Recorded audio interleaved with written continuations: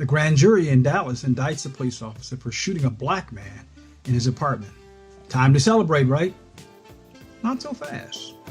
Stay tuned to the big picture.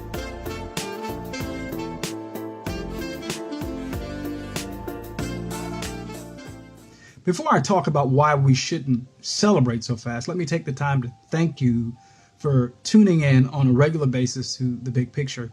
And let me ask you to share past episodes, this particular post, because it's important to get the message out and to keep the dialogue going. Will you do that? Will you share this post? Thank you so much. Now let's talk about why we can't celebrate, because an indictment is the beginning of the process. It is an accusation by the grand jury that a crime has been committed. We're thankful that we are moving in the right direction, but we have quite a bit of road to travel yet. And as I see it, there are two obstacles that typically work against justice being served when the victim of a crime is an African-American man. First of all, society has this carefully cultivated image of who black men are and what they're inherently about.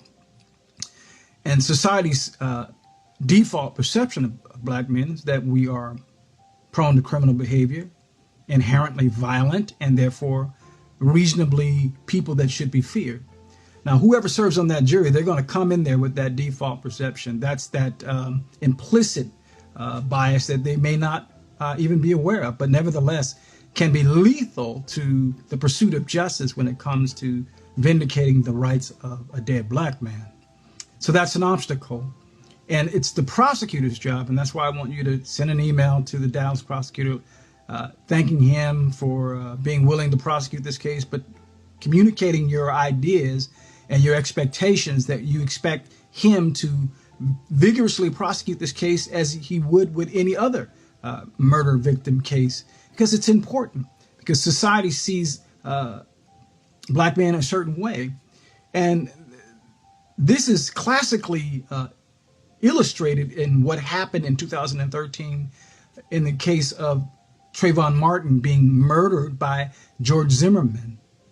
The prosecutor essentially rolled over, did nothing to humanize and to personalize Trayvon Martin, but the defense, on the other hand, did everything it could to demonize him as a drug-using, troubled, problematic teenager who was up to no good in the neighborhood. And conversely, George Zimmerman was just a hero, a citizen, watching over the community, making sure that the community was safe, and they met, and Trayvon was the aggressor. That was complete nonsense. But you know what happens very often, more often than not, and it's the prosecutor's job to make sure it doesn't happen in this case. And we should reach out to him. I'm going to send him an email saying thank you, and we expect you to do what you would do with any other victim. Personalize him, humanize him. Don't give the other side a free rein and impugning this person's character when it's completely irrelevant. That's one obstacle. The other obstacle is who shows up to serve on the jury.